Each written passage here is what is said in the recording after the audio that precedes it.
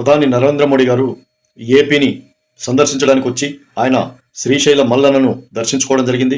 ఆ తర్వాత మరి కర్నూలు జిల్లాలో ఒక డ్రోన్ల హబ్ను ప్రారంభిస్తూ ఆయన ఒక మాట చెప్పారు. భారతదేశంలోనే ఒక పెద్ద హబ్గా ఇది విలసిల్లుతుంది.